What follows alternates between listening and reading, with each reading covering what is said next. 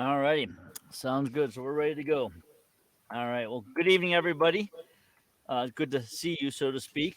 Um, we're here in the nice, cool western part of Pennsylvania. It's about 67 degrees today.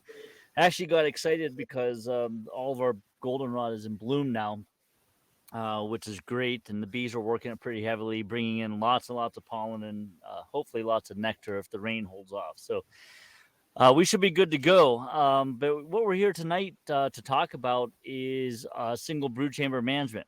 And this is something that's new and not so new, but it certainly has been gaining a lot of traction over the last several years. And we're going to go cover quite a bit of information here tonight about what single brood chamber management is and is not, and kind of just give you the basics in a nutshell as to what you might want to consider as a beekeeper if you're going to go down this path of single brood chambers. So the question ultimately comes up from everybody I talk to is that why is this so special? Why is it so popular? And the answer is really it's not. It's nothing, anything real different. It's a different type of management situation, different way of handling colonies. But it's beekeeping nonetheless. We still have to understand the basics of beekeeping to get through our management styles. This type of management style started about 25 years ago in Ontario, Canada. It was popularized in the last 10 years by Ian Stepler up in Manitoba, Paul Kelly, Devin Ron, both of Ontario. Those guys were really cranking out some of the videos and kind of really garnered the attention of some of us. For myself, example, about eight or 9 years ago, I caught wind of it and started keeping singles little by little to the point where now pretty much 99% of my operation is done in single brood chambers. So it's nothing really special, just a different way of managing our colonies. But the question then is, if it's so great and so different, why didn't we do it before? And again, this has been going on for 25 years. So prior to that, 1983 and 1987, before the tracheomites and varroa mites showed up, all we did were what the books told us, right? Double deeps, add supers, harvest once or twice a year. We didn't really have any pests. This was the standard. This is what worked. This is what we had done for decades and decades.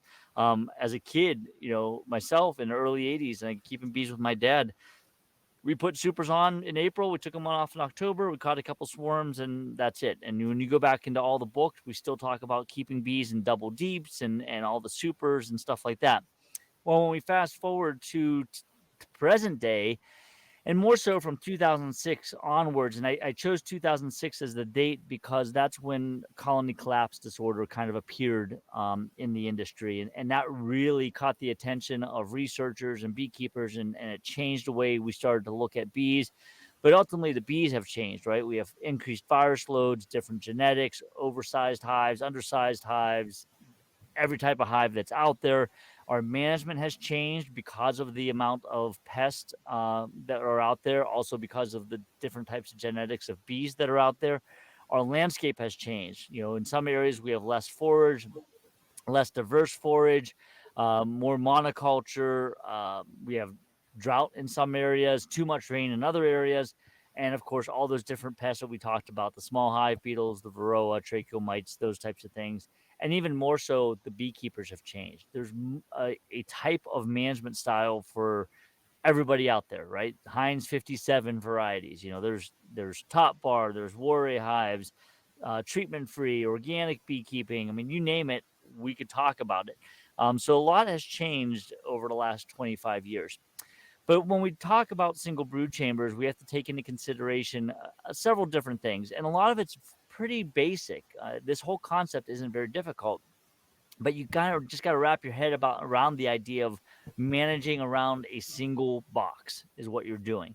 So when you look at single versus double brood chambers, we have the ability to use queen excluders in both, more so in single brood chambers than doubles. The equipment that's available is standard, right? We doesn't matter if we're using 8 frame, 10 frame, it's all interchangeable. So we don't have to get a different type of hive style in order to run single brood chambers. But then we talk about the management of it. And when you look at the winter management of singles versus doubles, very similar, right? We're talking about keeping bees healthy, making sure they have winter stores, all that fun stuff. As far as honey harvest is concerned, anecdotally, and we'll talk about why this is the case, Single brood chambers tend to produce more honey that's harvestable than double brood chambers. And you're probably saying there's no way that's possible. And I'll show you why it is. And it's not that they're producing more, it's where they're putting that nectar and how we actually harvest it and when we harvest it that can make a difference. Our mite management is very similar. However, from a cost perspective, it might be slightly cheaper to treat for singles than doubles because you're using, depending on the product that you're using less of that particular product. Apivar is one of those where Apivar is Apistan, right? And those strips are very, very expensive. Well, if you're putting 2 strips per hive body, that's 4 strips in a double box and only 2 in a single. So you're actually saving money that way. When it comes to formic acid and oxalic acid, you're probably not saving a whole lot there because the treatment is the same regardless of a single or double. Our queen management and swarm management is very similar. It's just a different way about going about it in those types of situations. So, what are the big differences? Well, in the double brood chamber, those of us that have ran it or continue to run double brood chambers, we have that heavy top box, right? No matter what we do, we always seem to have that top box being the heaviest of it all. The bottom has brood in it, but it doesn't have a whole lot of honey, so it's not as heavy. But that top brood box, boy, every time you lift it, you groan, your back aches. It just you say a few words, and we just don't like it. You're because of that double height, you're adding your supers even higher, so you've got to lift farther above your head, so that equals more bad backs. We have twice as many frames to go through if you're looking for the queen or diseases and pests that are within the colony itself. The mite treatments we talked about, you might have a little bit more disturbance by cracking that propolis seal between your boxes and pulling out all those frames while you're doing an inspection. You tend to have more burr comb between boxes. So between the top box and bottom box, you get a lot of that burr comb. Whereas when you only have a single brood chamber box, that burr comb is almost eliminated. The more boxes and frames you have, the greater risk there is to smashing bees and queens, and nobody wants to do that.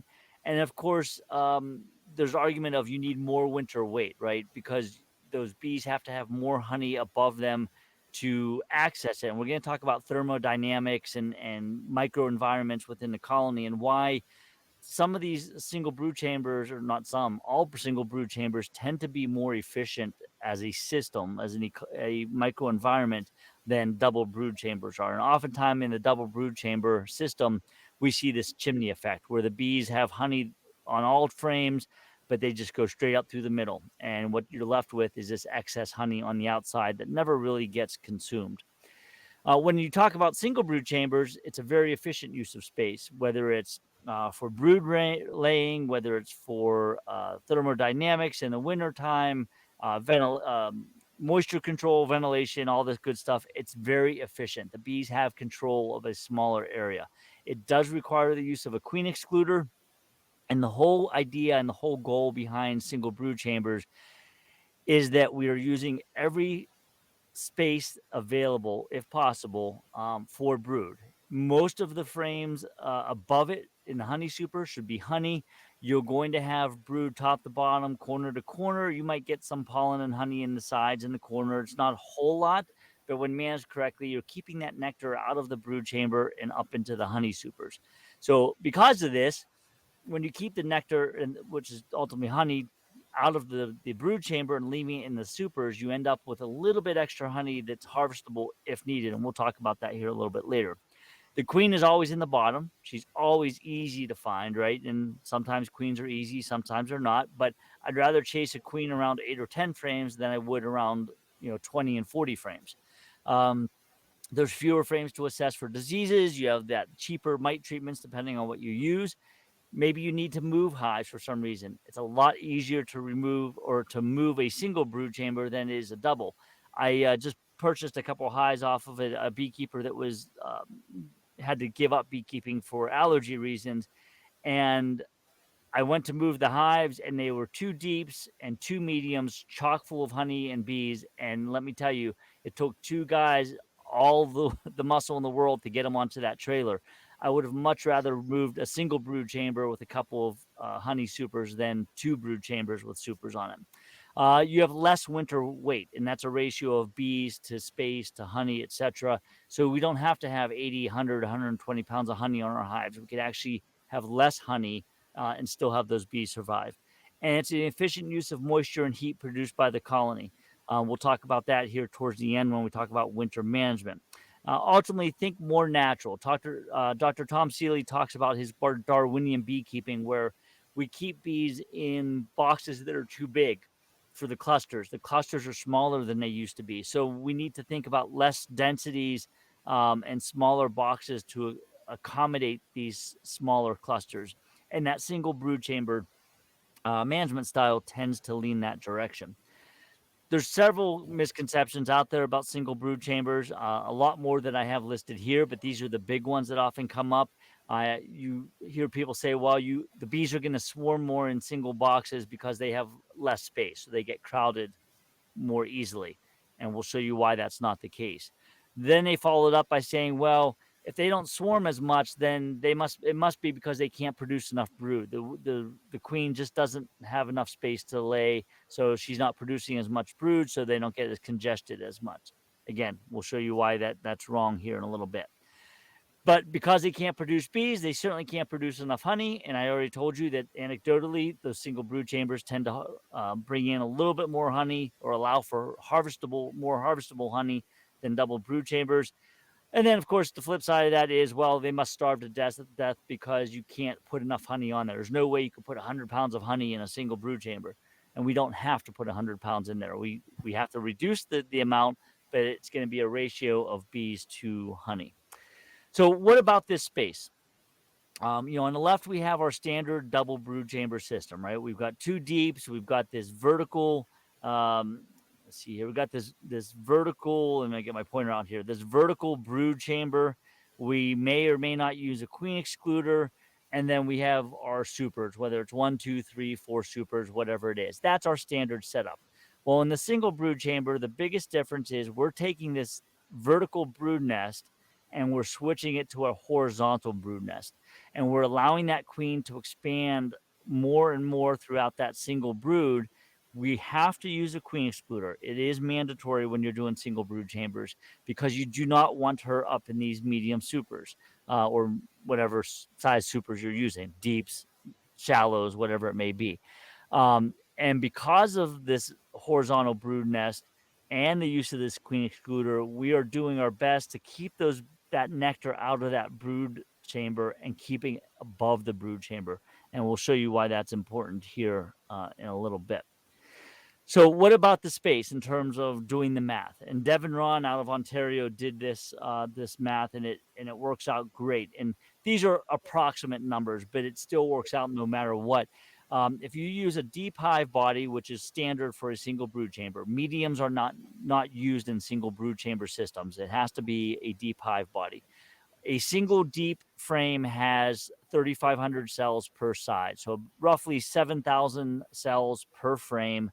You have 10 frames, that gives you approximately 70,000 cells. If that queen is laying anywhere from 1,500 to 2,000 eggs per day at her peak, and remember, she's not laying that peak constantly.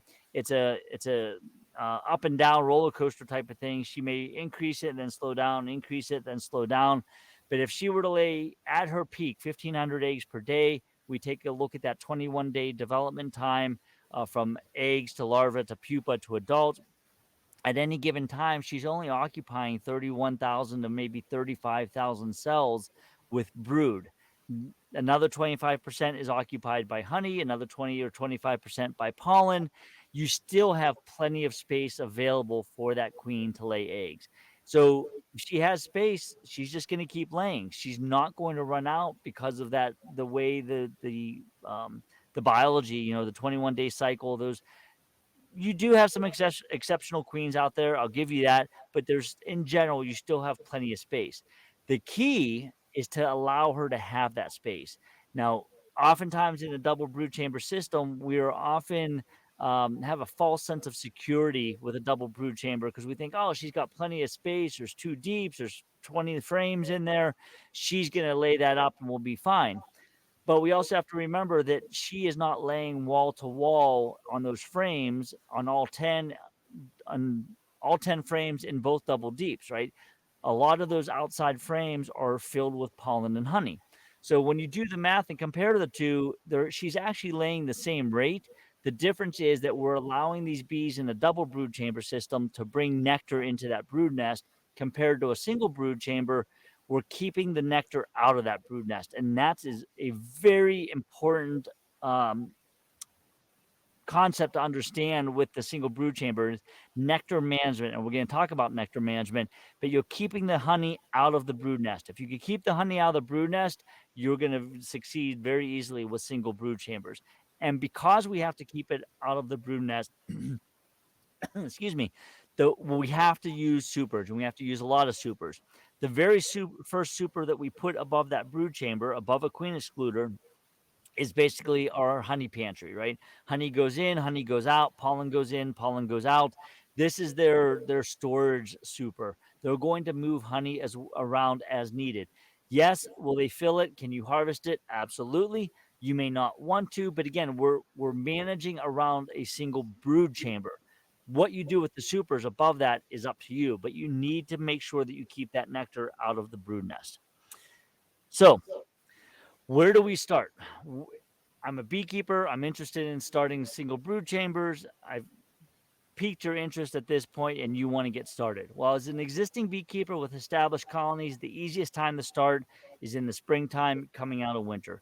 As we enter the fall period right now, I don't recommend that you guys go out and switch to singles right now. You're going to kind of just really dismantle everything and kind of really throw a loop to your bees here. So I recommend starting in the spring.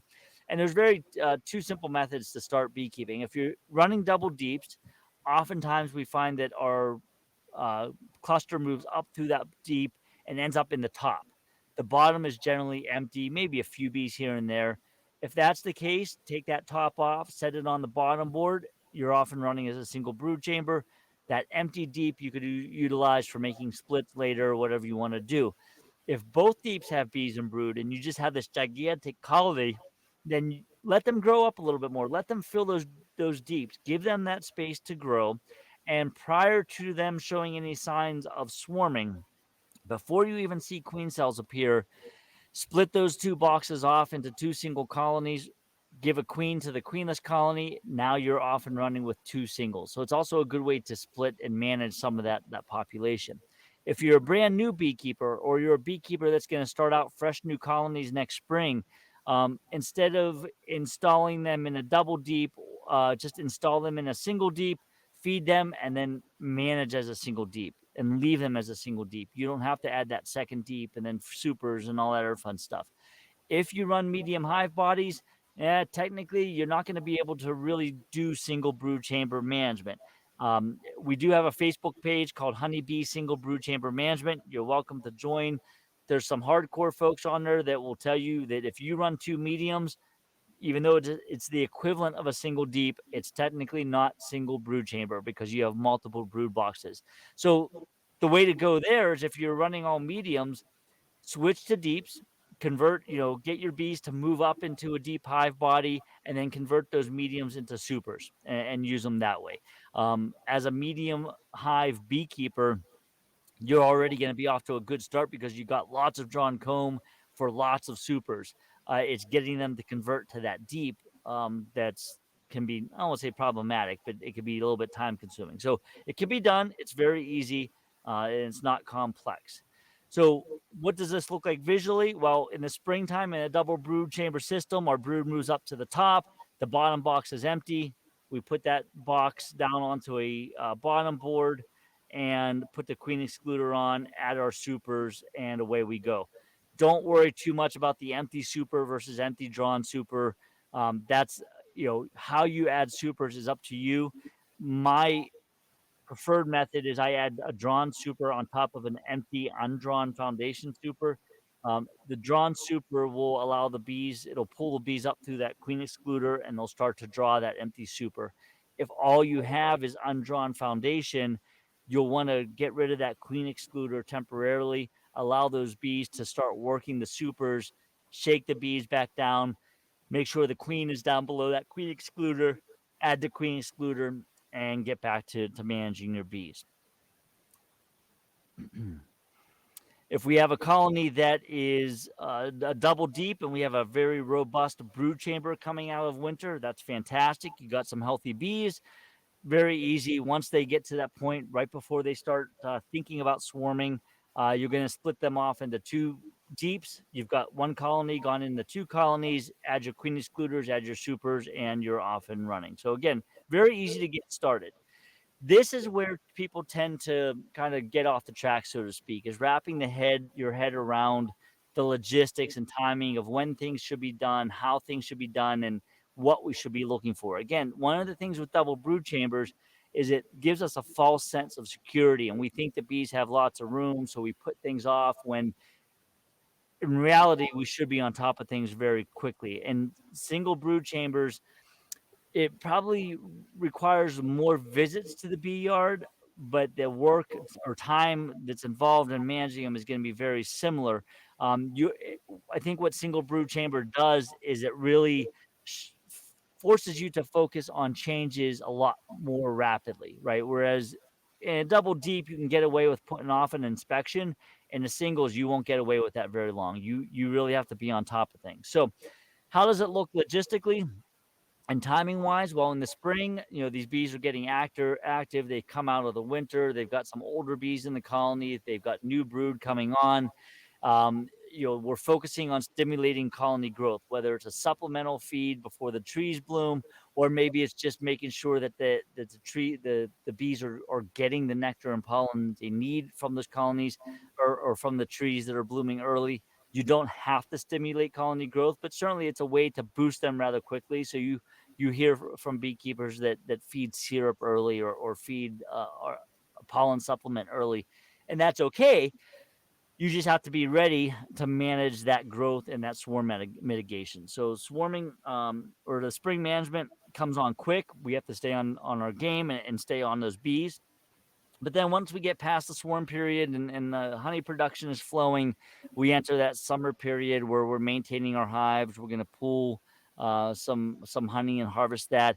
I call this a restricted brood nest in the summer because they're contained.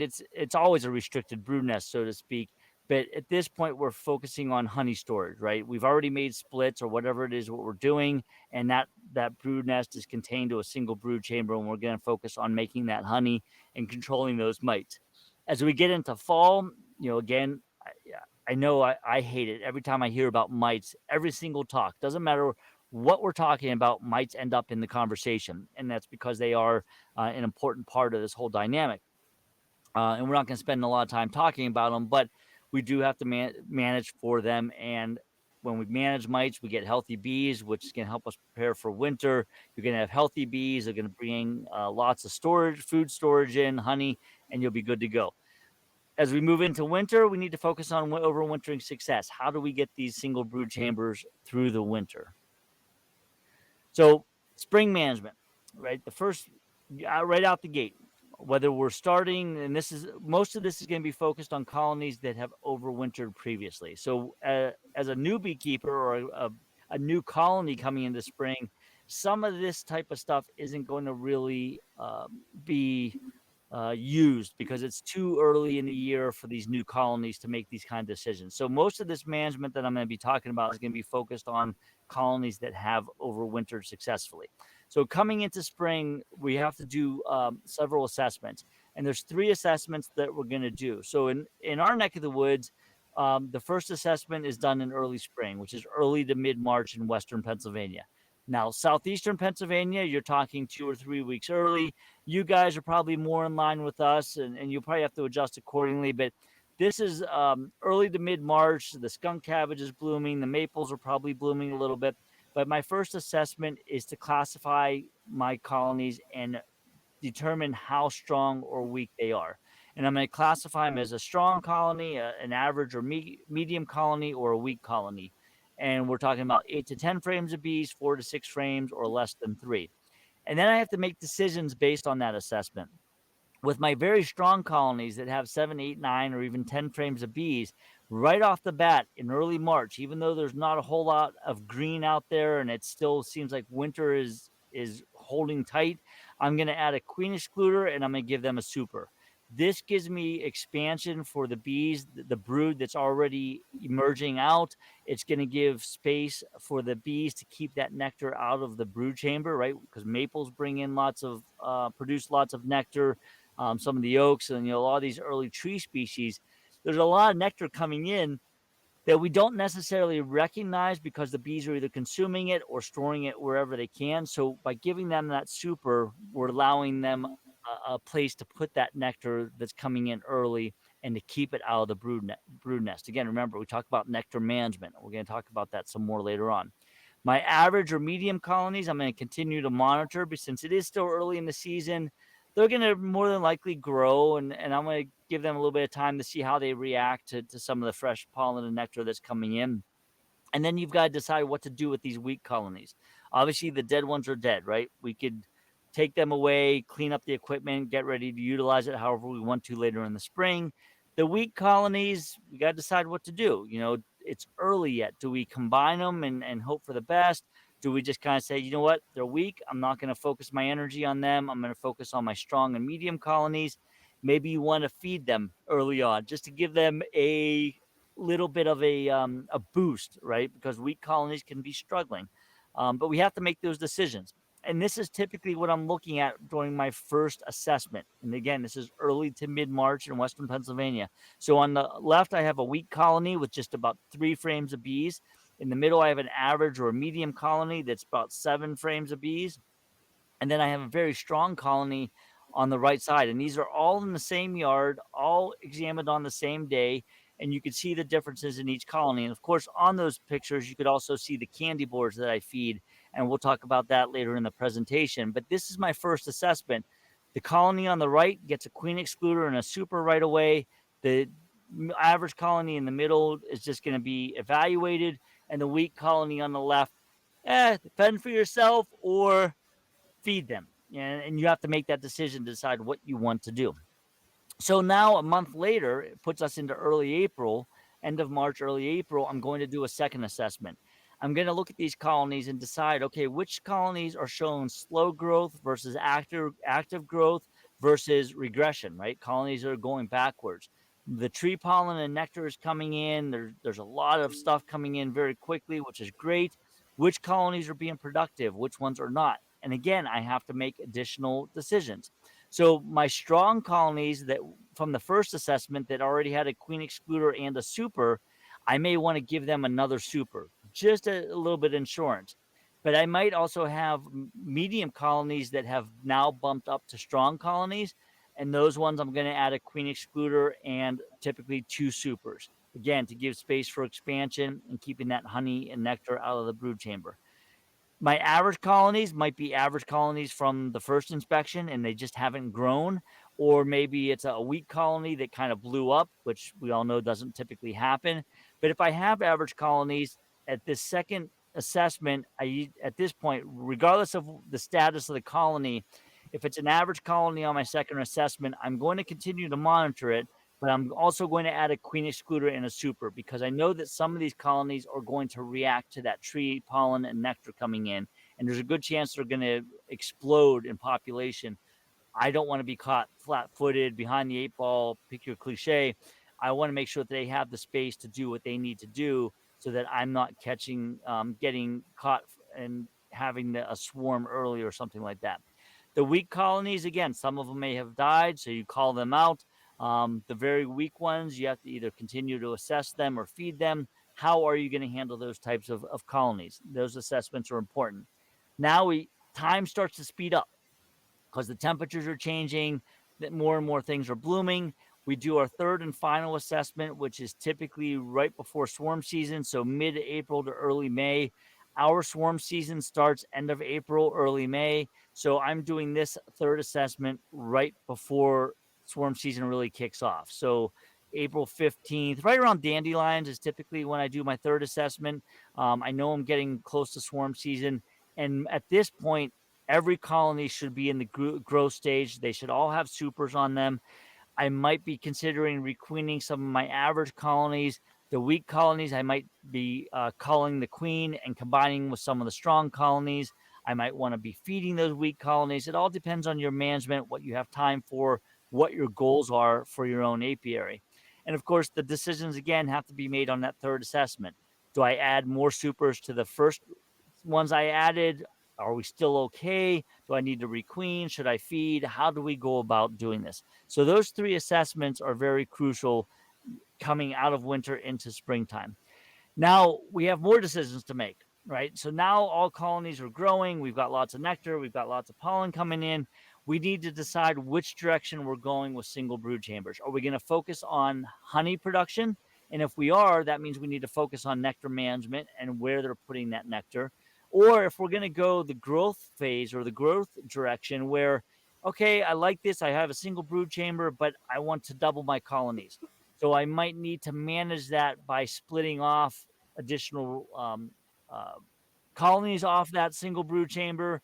Or maybe I'm going to just give them a little bit of wiggle room to harness that swarm impulse and then um, shake them back down into a single. And we'll talk about some of those. So when it comes to growth management, the growth management phase, we're talking about harnessing that swarm impulse and utilizing that growth in a beneficial way. Typically, it's meant to build up to make splits to add additional colonies. And with your strong colonies, you might have added supers early, which is fine. But as you get past that third assessment, you might want to add a second deep instead. Or you might want to add additional supers to go the nectar phase, right? The honey production stage. The medium colonies, you have to decide, what are these colonies doing for me? Do I need to requeen? Are they going backwards? Are they regressing? And again, remember, a failing queen in a colony, those colonies are stagnant. They might be doing okay, but they're not growing as rapidly as some of these other colonies. And typically it's a queen issue. So you need to look at all that when you're looking at the growth of these colonies and how you're going to manage that. Harnessing the swarm impulse is very important. In single brood chamber, you have to stay on top of it. And there's a number of ways to do this. And I'm going to basically focus on two different ways. One is providing space for nectar to keep it out of the brood nest. The other way is to provide space for growth and then split that off into a second colony. That swarm season is usually your target for splits, right? When the swarm season starts, just like in double brood chambers, when swarm season gets going, I'm going to start paying attention to making splits and creating additional colonies and whatever method of swarm control you're going to use. You need to start thinking about that. If you do splits too early, remember our springs and winters are really goofy anymore in the Northeast.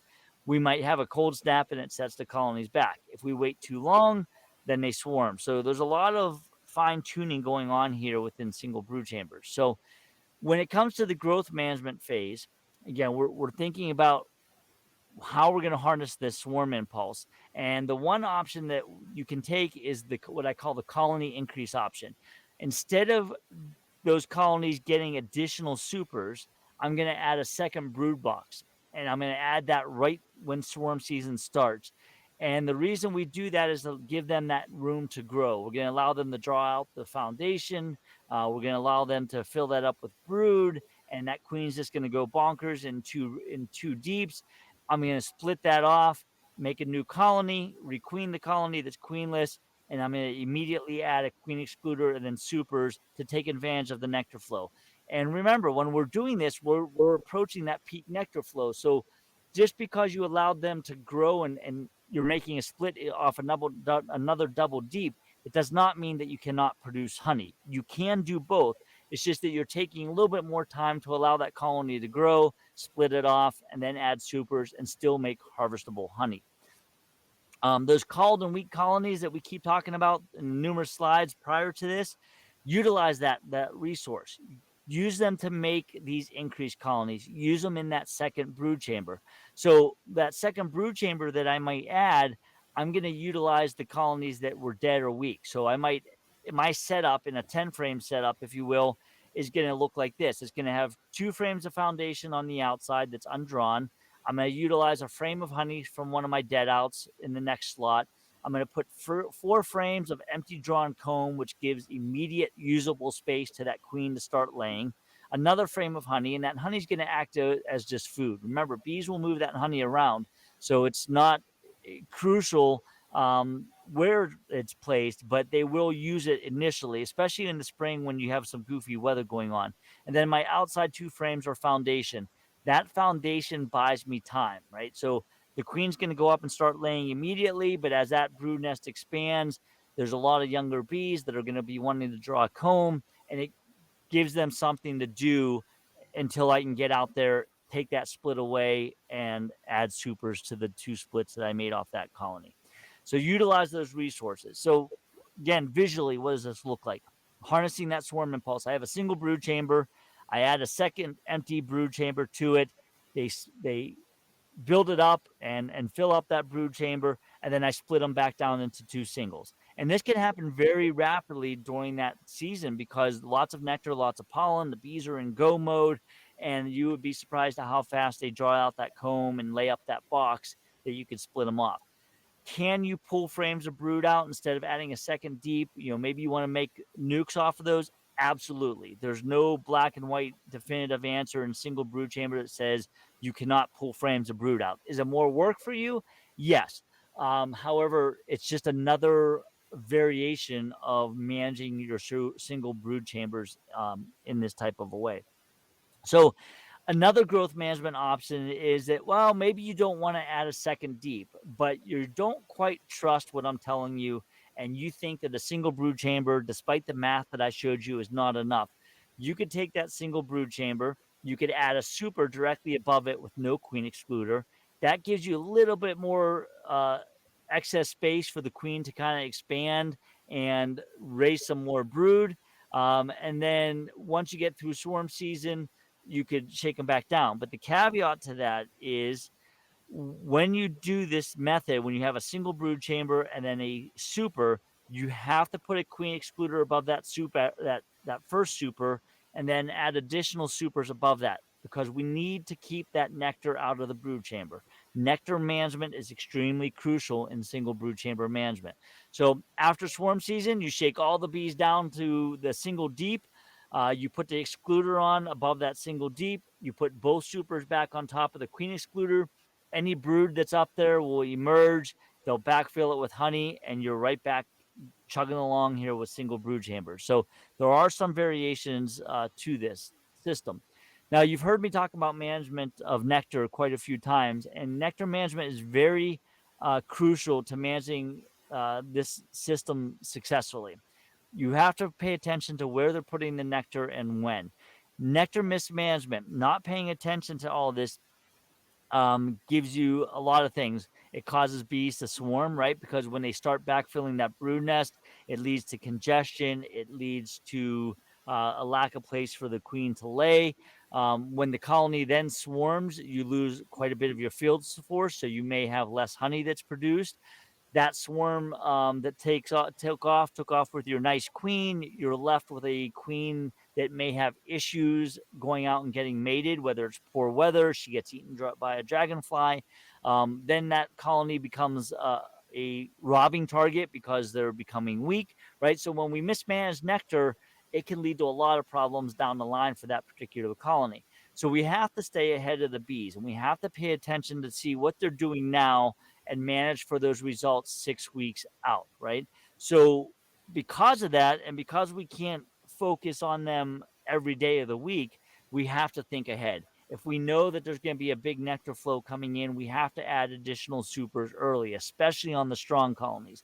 They will bring a lot of nectar in fast, and they will fill supers very quickly. So by staying ahead and giving them all that extra wiggle room in additional supers, you're keeping the nectar out of the brood nest. You're giving them that space for expansion of the brood itself in terms of when those bees emerge, they have to go somewhere. You're giving them elbow room, so to speak. That is staying on top of it.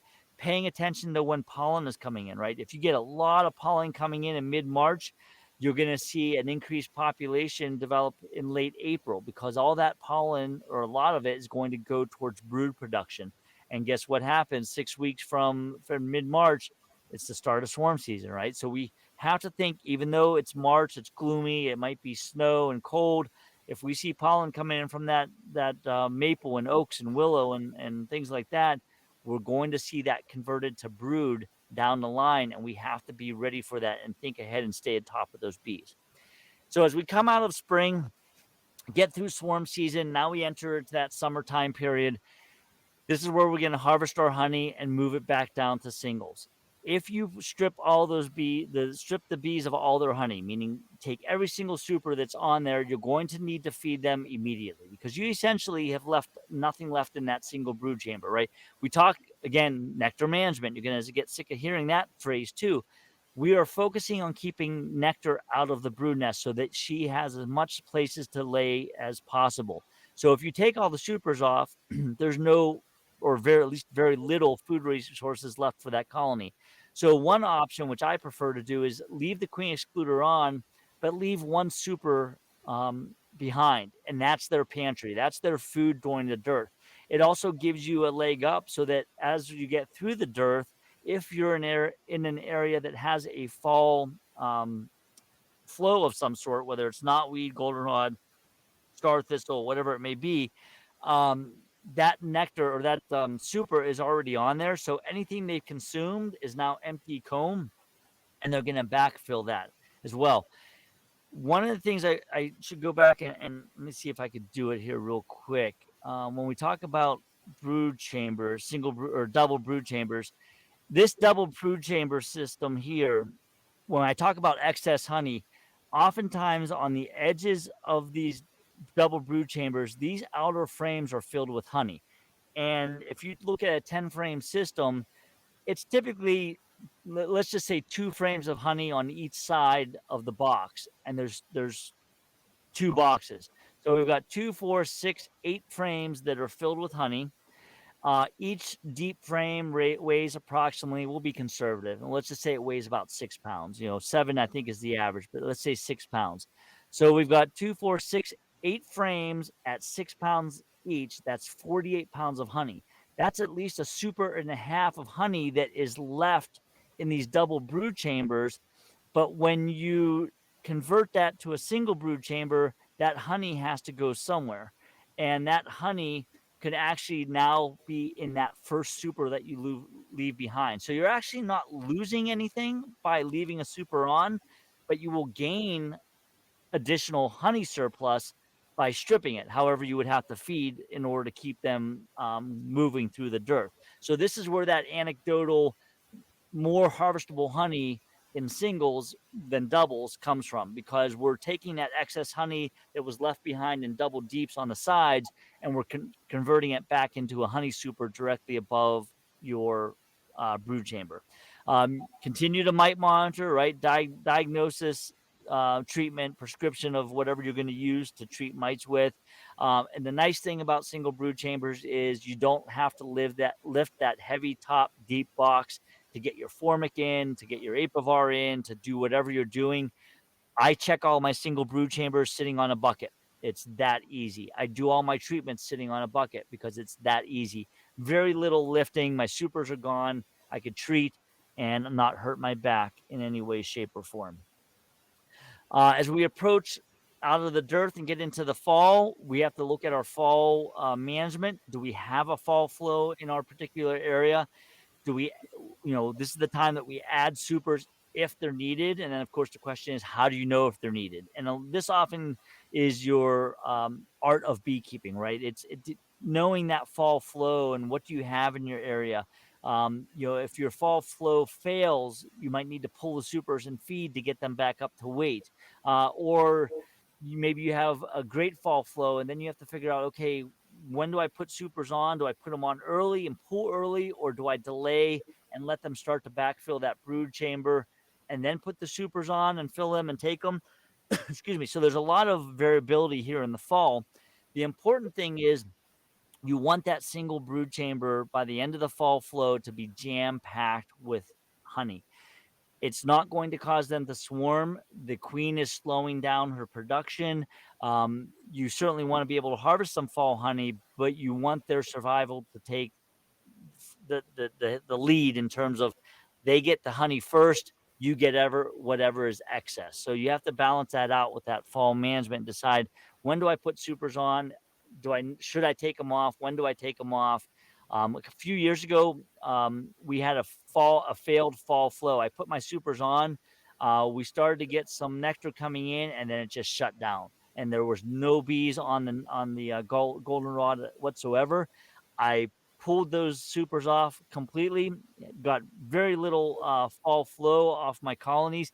However, there was enough of a flow from some goldenrod, some of the asters, and other things that were blooming that they managed to backfill that brood chamber just enough that I only had to feed a little bit. So had I left my supers on, I would have had to feed a lot more. But it was just diagnosing what was going on with our fall flow and deciding what I needed to do. As we get out of fall into winter management, we want to focus on our healthy bees, making sure that there's a good cluster going into winter.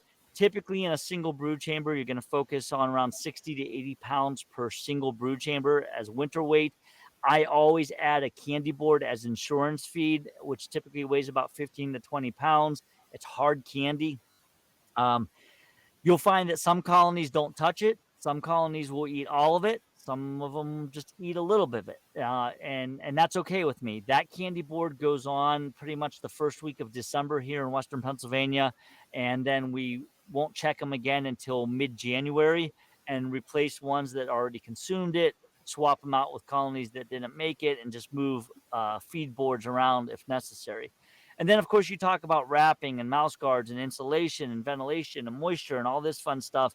And this is very important when we talk about winter management because it's, again, remember we talked about single brood chambers being an efficient use of space. It's a microenvironment. So going into overwinter, first and foremost, I have to say it, take off your supers, take off your queen excluders. You are overwintering as a single box. If you overwinter with a deep and a medium, you are not practicing single brood chamber. Single brood chamber, again, is management around a single box. And if done correctly, you're overwintering your singles as just a single box, nothing else on it. It's nothing special. It's no different than overwintering nukes and doubles and anything else. You have to focus on the needs of the colony. You have to focus on bee biology, pay attention to make sure they have strong, healthy colonies, that the location is good, they're out of the wind, you have good genetics, you have a good microenvironment. Are you in a cold sink? Are you up on the hill? Where are these colonies being overwintered? All very important in considerations of it. And when we talk about those types of things, I always go back to this slide, which is the 4 fundamental principles of beekeeping, right? This is from the Hive and the Honeybee, I believe. Every colony must have a young queen of superior genetic stock. Well, what is superior genetic stock? I know Landy's going to claim that hers is superior genetic stock, and we know that's not the case. Maybe for her, Of course they are. yeah, of course, there she is. I knew that would draw you out, Landy. But what is superior genetic stock? It's My whatever works. bees. It's whatever works in your neck of the woods, right? It's what works in your bee yard, and maybe your club has some good stock, whatever it may be. That's what, if they survive, then they're superior. You have to have adequate supply of honey and pollen, right? Make sure they have the resources to go through the winter. A disease-free condition. That's kind of laughable because all colonies have some type of disease at some point, but we want to keep mites under control and keep them at a low level. And then we have to have them in a properly established, well-constructed hive, protected from extreme climatic conditions. Don't keep them in a cardboard box, right? Very simple type of stuff. So basic fundamentals that when we apply them, it actually works out very well. So looking at the colony health going into winter, how many frames of bees do you have? If you have 10 frames of bees in an 8-frame box, I'd say you're doing pretty well. If you've got 2 frames of bees in an 8-frame box, you're going to want to consider that colony's health. You might need to combine and see what you want to do with them. Maybe condense them down into a nuke. Protection from winds is very important. Ventilation is very big right now. People are talking about adding screened inner covers and screened outer covers, and I think we're going to see screened sides here at some point. It's the way it's going. But you always hear that moisture kills the bees, not the cold. Well, that's very true if it's managed incorrectly. And these microenvironments within the colony itself is very crucial. And each colony has its microenvironment, and a healthy colony can maintain that. We put this unnecessary burden by creating conditions that can't be managed by the bees, right? too much space. We have a small cluster in a double deep box. We have too much ventilation because if we have screen bottom boards, screened inner covers, screen this, screen that, it gets crazy. You might have an unhealthy colony. A lot of variations. So we have to pay attention to those things and look at some of the misconceptions about overwintering. And are we doing what we need to do, or are we doing what we're told to do? And which one's correct? And some of those misconceptions is that you can't store enough honey in singles because you have to have 120 pounds. That's not true. We could overwinter 5-frame nukes. An overwintered 10-frame or 8-frame hive body is no different. Some people say, well, when you pull the supers off, there's so many excess bees that they're going to be crowded and they're going to swarm. Well, if we reference our bee biology, we know that the queen is starting to slow down, and their genetics are telling them to backfill that brood nest with honey because that's what they need to survive on. So as the queen's shutting down, they're backfilling all that space with nectar. So there's really no need for them to swarm. They're not in that mode. They're in a reduction mode, not a expansion mode. On top of that, you are going to have die off, right? Some of these older field bees are dying. They're producing the winter bees, which can survive much longer. So you're not going to have that tendency to swarm in the fall. You often hear some of these beekeepers saying that you have to have an upper entrance and you have to have a screen bottom. You have to remove all that moisture because if you have moisture in a hive, your bees are going to die. We're going to counteract that here. And then, of course, they're saying, well, clusters can't heat the hive and it's not big enough. We always hear about clusters being one of those key factors, and we'll talk about that a little bit as well. So what do we need to do versus what we're told to do, right? The reality is the amount of honey is related to cluster size, genetics, and the type of hive they're overwintered in, right? If you overwinter Russians and Carniolans, you know that they go into winter with very small clusters. They come out of winter even smaller yet, and you're thinking, boy, these bees aren't going to survive. And then the next thing you know, boom, they're exploding and they're overtaking every other colony in the yard because they're just producing so much brood. We talked about the supers being removed, but the cluster relaxes and constricts with temperature. Those bees will fit. When it's time, they will fit. I always say that upper entrances are needed if you don't manage your bees or your hives correctly. So if you manage them, you don't need upper entrances. The bees, manage that just well. I always tease that there's no Sasquatch running around in the forests of northern New York, drilling holes in trees for the bees for that upper entrance. They have one entrance only, and it's a slightly different system or microenvironment in a hollow tree, but we could still take that into consideration in our single brood chambers. And moisture is very good under the right conditions in hives. It keeps the bees from being dehydrated. They thermoregulate the cluster, and some of that humidity helps them do that. And when we talk about thermoregulation, John Gott he did an article, I believe it was Bee Culture, I think is what he did it in. There was an article that he talks about thermoregulation and why no upper entrance is actually a good condition in a colony. And he brings up some good points in there. And these are some of the points too that I put here in the slides here, that you have to remember that only the colony is heated, or the cluster is heated, right? They don't heat the entire hive per se. So you lose some heat, right? Just like everybody does. When you're heating your body or the bees are heating the cluster, you do have that rise of hot air. You are going to get some rise in temperature closest to the cluster, but eventually that warm air slowly cools down and it's not heating the entire hive. Well, in a double brood chamber system, that warm air rises all the way up to the top, and that warm air also creates it's warm and moist. So when it hits that inner cover up above, it can condense and then the bees get wet. Whereas in a single brood chamber, that heat doesn't rise anywhere. It doesn't have anywhere to go, just a couple inches to the top of that hive body. So it allows the body, the cluster, to maintain that microenvironment a lot tighter, right? Upper entrances cause heat loss. You lose that heat.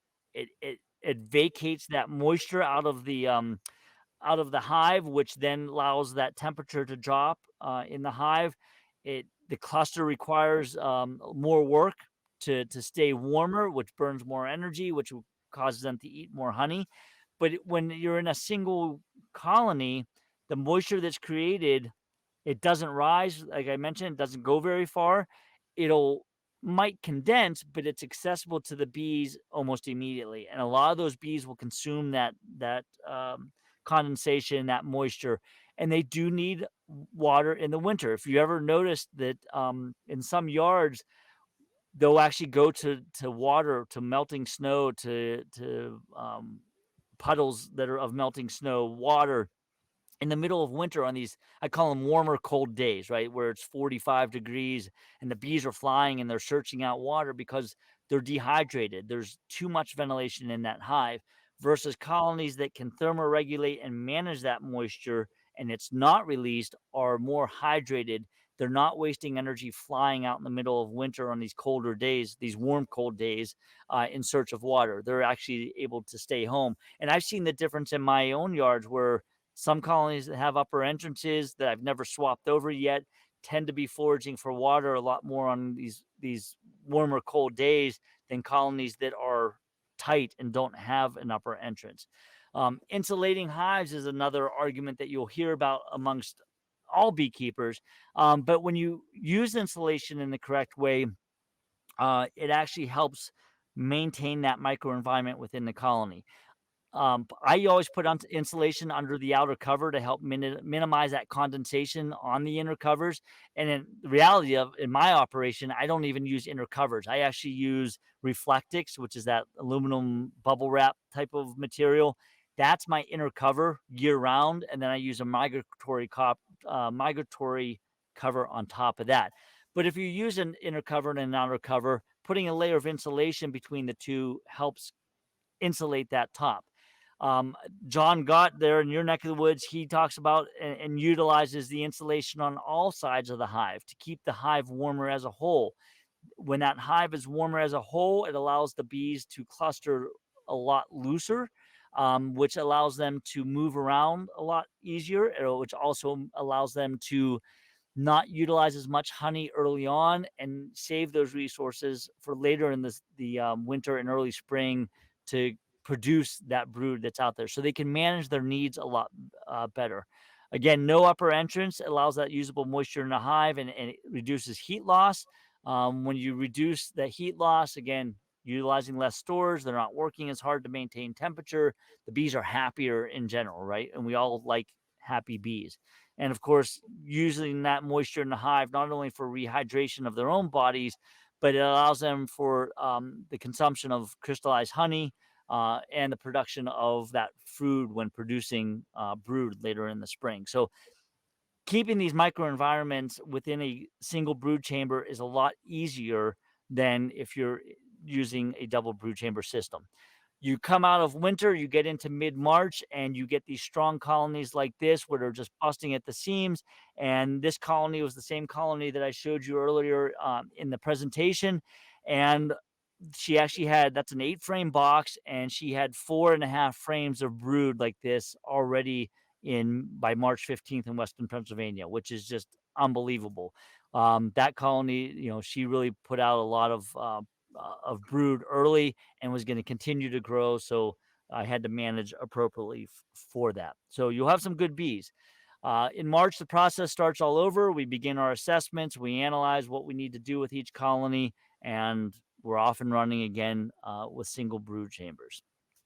So with that, I'm going to come up for air and take a drink. And I think at this point, we open up the floor for questions. I appreciate your, first of all, the invitation. I always enjoy speaking to you guys. I'm sorry we couldn't be there in person. Mandy said no way she's allowing me to come in person this time.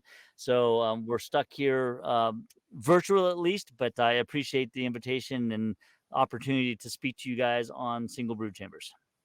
If you come out in person, Steve, we might not let you go back to Pennsylvania. You might have to stay here. I mean, Jersey's better anyway, right? I don't hear a lot of agreement in the background, so. Hey, questions, guys? Yes, we have questions. Is one of them, when am I going to be finished? So I understand, if I understand correctly, that if we're treating for mites with Apivar, that we would only need to use 2 strips of Apivar because 1 strip for every 5 frames, correct? Correct. Yep. Yeah. So you're using a lot less What about treatment. placement of Formic Pro? Because they call for the pads to be placed between the deeps. Yeah, good question. So I just put it right on top. So part of my system. Not on the bottom. The vapors will penetrate. Oh Will yeah. fall. Oh yeah, yeah, they do. Yep, they. So the reason they tell you to put it between the deeps is because they want that vapor to expand over across two chambers. In this case, you have one. So one of the things I guess I'll call it a disadvantage in some ways is that in a single brood chamber, I don't have two deeps to squish together, right, and put the formic in between. So what I actually do, every single one of my single brood chambers has its the setup is a single deep, and then I have a queen excluder, and then my inner cover, which is that insulation, excuse me, and then the outer cover. So when I put Formic Pro on or Might Away, whatever version I'm using, I actually put it right on top of the frames underneath the queen excluder. So I have that queen excluder acts. I use a wood bound queen excluder, by the way. So it acts as a shim to give me that space, and it kills mites no different than double brood chambers. Now, you do have to be careful with temperatures and humidity because it is a more contained environment. Depending on how bad my mite load is and my risk I want to take, I'll often use well, if I want to really knock them out, I'll use one or two pads of Mite Away quick strips. Otherwise, I'll do like one Formic Pro, and you have to play with that. I'm not saying that you have to use one or the other. Your own management style is going to dictate what you do. But yeah, the Formic goes straight on top of those on top of the top. Yeah, let me try that again. The pads go directly on top of the frames underneath the cover. So I don't And have you to said worry about moving. and underneath the queen. Well, you don't put a queen excluder on if you don't have anything up. So. Well, I store my queen excluder on my hive. So I don't have to keep taking it off and on. That queen excluder, since it's a single brood chamber, they're not it's just a storage space for me. So I have, you know, I don't want to have to take them off and put them back on every spring. So the queen excluder is always on top of that single brood chamber. So no matter what I do, if I take the supers off for winter, the queen excluder gets left on. If I put supers on in the spring, the queen excluder is already there. So the queen excluder is kind of just a more of a permanent fixture on that hive body. Thank you. Yes. Oh, yeah, there's a question in the chat, Steve. It says, in winter, do you reduce your bottom board entrances? No. I don't know if you could see in that slide there, I use metal mouse guards, stainless mouse guards that stay on year round. I don't close them up. I don't open them up. They stay on to keep the mice out. The bees do what they want, and that's all there is to it. Now, I will say this too. Part of that is that I am getting away. I've destroyed almost all of my screen bottom boards at this point. I use almost exclusively solid bottom boards. I think it allows that microenvironment to stay more stable. As you can see, I could put them on single blocks a heck of a lot easier, even though they are tilted, twisted, all that good stuff. But I use I use solid bottom boards with that metal mouse guard, and that's it. I don't fuss with opening and closing entrance reducers and switching them out with wooden ones. They stay as is. Okay. Good evening, Steve. Evening. I think you might find this interesting. A couple years ago, I was reading this book by G.M. Doolittle. It's called something like 1 Year in the Out Year. Yes. And he did this back in like 1903, beginning of the 20th century. And he would actually overwinter his bees in single deeps, stored in like a root cellar or something.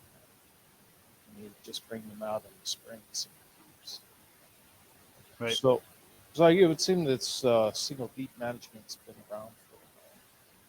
Yeah, and I have to reread that book because that's a very good book, and I don't recall that section in detail. But yeah, I mean, you know, there's obviously something to it, right? And if they were doing it back in the 1900s, early 1900s, there's something to be said about that. And beekeeping industry as a whole, kind of, especially now, gears itself towards fads.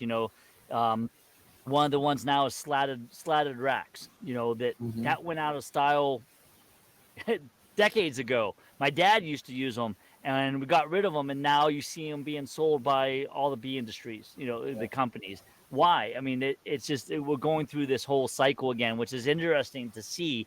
But yeah, that's a good book. A Year in the Outyard by Doolittle is a fantastic book to read, and I'll have to go back and revisit that to see what he actually says about overwintering in singles. He actually has drawings where he shows the box. It shows I think a rope that he uses so that he and his buddy, his helper, carry them out into the field. Nice. Yeah, I'm looking to see here on my bookshelf. I don't have it on this one in front of me. I have it. It's on the one across the room there. But yeah, that's a great book that everybody should read. Thanks. Thank you.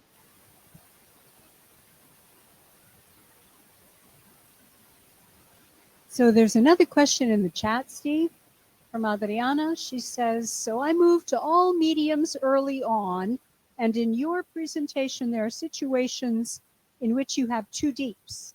So how Mhm. could one Adapt the strategy to all adapt mediums. your strategy to all mediums? And Yep. and I'm pretty sure the answer is you can't. Sorry, Adriana. Am I Yeah. right? Yeah. And what's that a whammy? What was that? No whammies, no whammies. I guess they need that buzzer. Nah, you can't. Mediums, no mediums. So yeah, you can't do all mediums. However, that second deep, that slide where I was talking about adding a second deep, is just an option, right? So the beauty about single brood chambers is you are never lifting that bottom box ever unless you have to move it.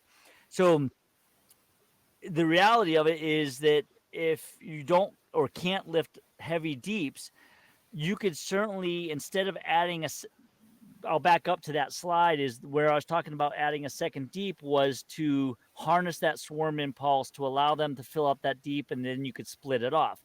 If that's not in your wheelhouse and being able to do that, another way to do it is just harvest frames of brood.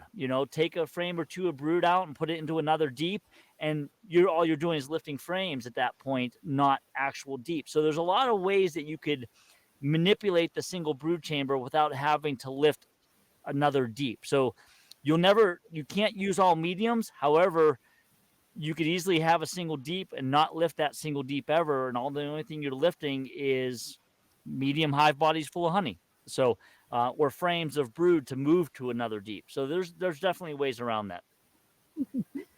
Thank you, Steve. And of course, if one has all mediums, one never has to lift any deeps, ever. Right. You just have to lift twice as much. That's all. Any more questions? Yes. Joe's got a question. So Steve, in spring management, Yes. you got the deep, and then you said you were going to put like a medium on top of Mhm. the deep if the hive is really, really strong. Mhm. In that medium, what do you put in it as far as the frames are concerned? Are they all drawn home frames, or are they partially drawn, or checkerboarded, or what? Yes. All whatever you want it to be. So again, in spring management, there's two options, right? One is to have your single deep, it's growing, you put your queen excluder on, and then a bunch of supers and focus on honey collection. Or if you're not quite convinced that that's going to work, to give them that you'll have a deep and then a medium, then a queen excluder, and then mediums, to just give them a little bit more brood expansion, until you're comfortable doing the system. You could add undrawn foundation, you could checkerboard it. I mean, you could do whatever you want. It's a good way to get some supers drawn out fast too. And some of the purists will argue with me, well, that's not single brood chamber. But if you want them to draw supers, put a super on there. Let them draw it out, shake the bees down, put a queen excluder on. Now you've got a drawn super that they can backfill with honey. the downside to all of that is that you get brood in those supers, and now it's more susceptible to wax moths. I've got stacks and stacks and stacks of supers that have had no brood in them. I don't worry about wax moths because wax moths aren't attracted to just honeycomb. They need to have the cocoons from the brood. So you have to weigh those disadvantages and advantages as well when you're trying to decide, when you're splitting those hairs as to what you're going to put in that, where do you use the queen excluder and how is going to, there's going to be a lot, so, but yeah, you could put whatever, to answer your question is you could put whatever you want in there, whatever you have. Another question. Is John. Yeah. When you're getting ready for the winter, and you talked about removing the supers, and basically you're left with the deep brood pot. Mm-hmm. So basically, what are the bees going to feed on during that time frame, or is that also why you put the candy in? Well, so don't forget when you're removing the supers, the idea is that they're backfilling that deep full of honey. So when I pull supers off, the idea is there's either enough time left for them to backfill, or I'm pulling them early, or we're pulling supers because it was such a big year, and that I'll back up. When you're pulling supers, the goal is to ultimately have that bottom deep filled. So you either need to add less supers and allow them to backfill that brood nest quicker, or you have a big year and they'll backfill it anyways, or you remove the supers you need to feed. Your single brood chamber is never going to be completely dry. There's always going to be some honey in there, but in the fall, they're backfilling it anyways in preparation for winter. So when you remove the supers, there should be that whole hive should be filled with honey. I mean, I know in my 8-frame, you'll see 8-frame and deep frame deeps in my system. I'm switching basically as I get rid of my 10 frames, I'm switching over to 8-frame deeps. Going into by mid-October, I typically have 7 frames filled with honey, and that 8th frame is partially filled, and the bees are just jam-packed in there wall to wall. They will feed a little bit because they're not flying as much, they're not consuming as much as if they were producing brood in the springtime. So you would be surprised at how little food consumption occurs October through January, and then when brood production starts, that ramps up. So I wouldn't worry about when you pull supers. If they're backfilled, you should be fine. I've got a question, Steve. Well, we're out of time. Sorry.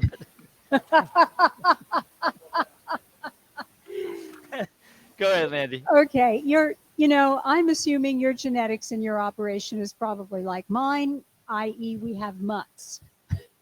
Yeah. Are you I run a Carniolan bait. predominantly Carniolan or Italian mutts? Right. I'm Carniolan. That's what I thought. Yeah, most of my bees are very dark. I am not a fan of Italians for a number of reasons. One, I think they overwinter in too big of a cluster. They consume a lot of food, and I have found that, at least in my environment, Carniolans do better with the ebb and flow of nectar and pollen. And it's a little frustrating to have the queen shut down for what would appear no reason, but then just come back with a vengeance when things kick in again. And I really like that aspect of them, that they are very conservative when it comes to foraging and production. They ramp up when they need to, and they shut down when they need to. I mean, and you can see I do have a mix of both. I do have some yards that are Italian based, and you could see the difference where there's nothing out there blooming, and the Italians are out there looking for stuff and wasting energy, and the Carniolans are on the front porch like, yeah, we're not. There's nothing out there. We're just going to hang out here. So, but yeah, I run mostly Carniolan based mutts. Yep.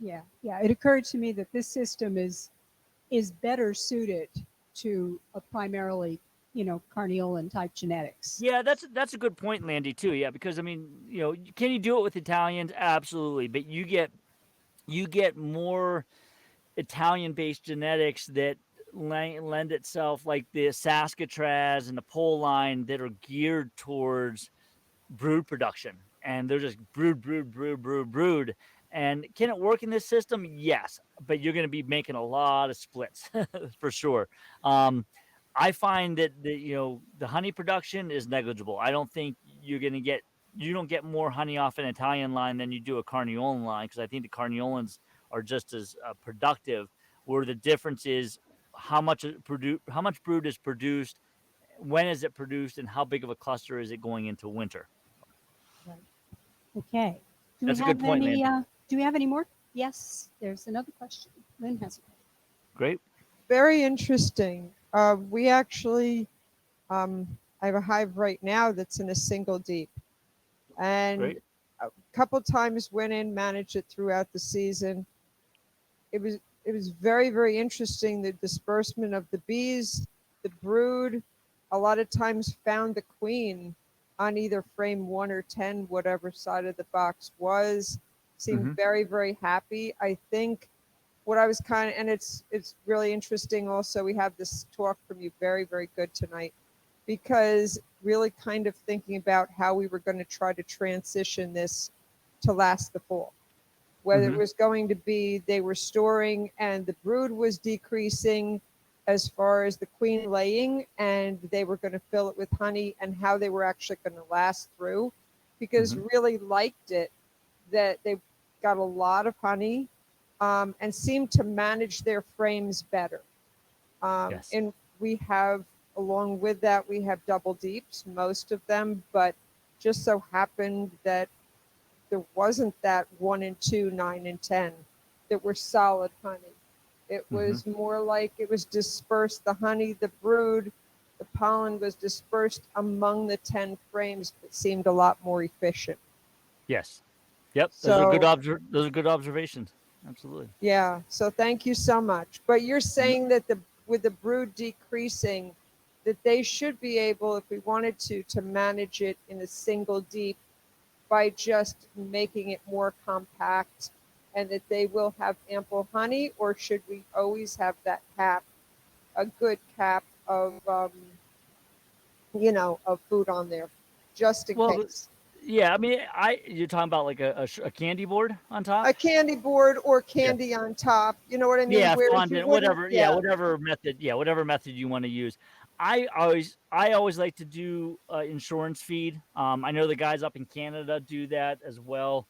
I'm not sure Ian Stepler does. I think Ian makes sure his bees are backfilled, and then he puts them into he overwinters in buildings, so it's a little bit of a different situation. But yeah, I mean, insurance feed's never a bad idea, especially if we end up with a snowmageddon where you can't get to your yards.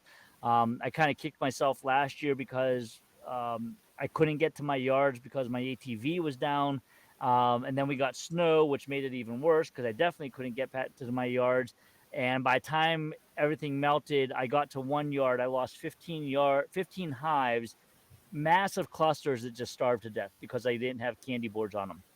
So it's always good to have that on early and let them do their thing. But yeah, overwintering a single, I encourage people to try it. Don't convert 100% right off the bat. no, Start off with 1 or 2, and you made some very good observations there about how the stores or I think you said the combs are managed better, right? It's more efficient. There's a little bit of honey and pollen on each frame. Most of it's brewed wall to wall.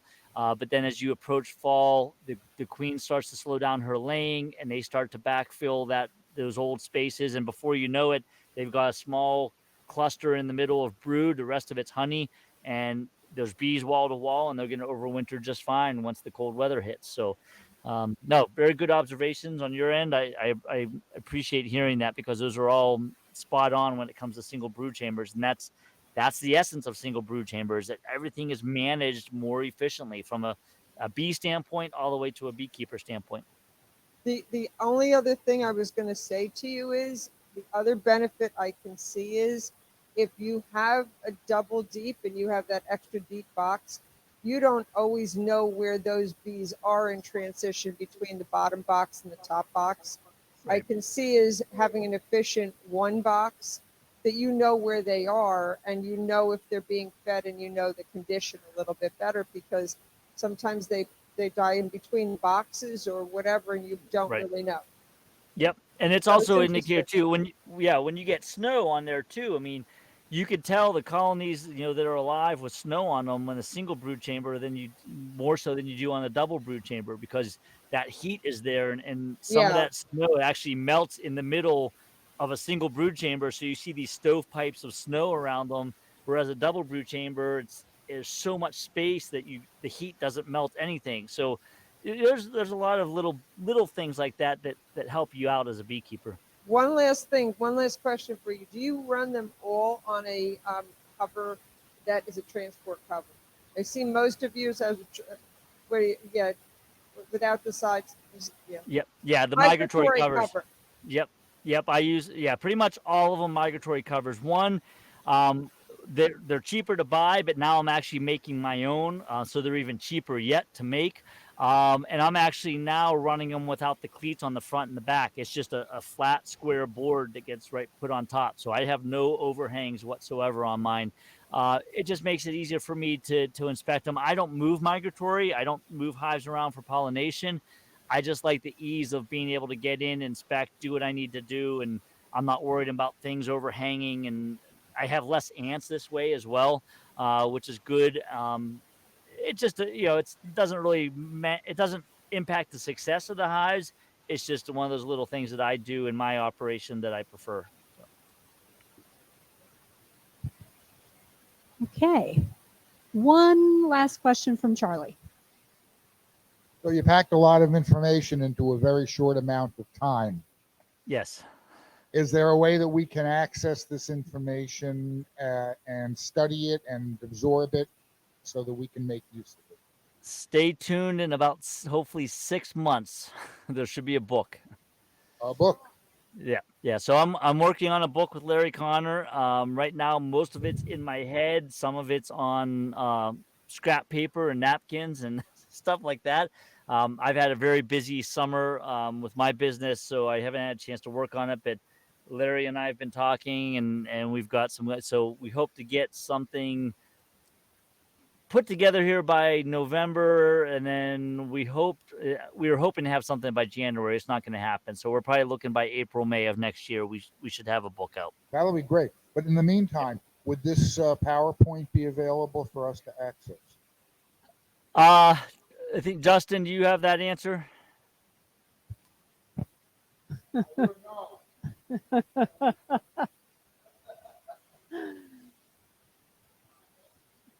We may just have to wait for the book to come out. You might have to wait for the book. Yep. Yes. There you go. Yes. There'll be a lot more detailed information in the book. In the meantime, not to hold, there are YouTube videos. So Ian Stepler, Devin Ron, I have lots of footage that's not in a video yet, but I do have a part 1 video on single brood chambers on my Meadow Sweet Bees YouTube channel. But there's some really good information out there that really focuses on just the basics, and that's really what you need. After that, you could develop it however you want. But hopefully there'll be a lot more information in the book. But in the meantime, some of the YouTube videos out there will have the information that you need to get you started, and that's really what you need at this point. Okay, cool. Thank you very much, Steve. I think everybody enjoyed this, and those of us who are here at the Environmental Center, everybody's clapping, and the people who joined us online. Great. Okay, go back to catching yellow jackets and killing them. Are you guys seeing yellow jackets out the wazoo out there? Yes. It's not as bad as last year. Oh my goodness. Oh man, I've personally had encounters with 2 nests, and they were not pleasant encounters. It's nuts here. I mean, for full disclosure, I don't know if people know, I own a pest control company as well that deals strictly with stinging insects. And we are averaging about 50 phone calls a day during the week and over 100 on weekends. And it's all yellow jackets. And we can't keep up. It's one of the biggest years I've ever seen, and I can't wait till it snows. It's just... All right, go get some rest. We're going to cut you loose. Thank you so much. Very good. Thank you very much, everyone. You guys have a good night. Okay, bye-bye. Yep. Bye now.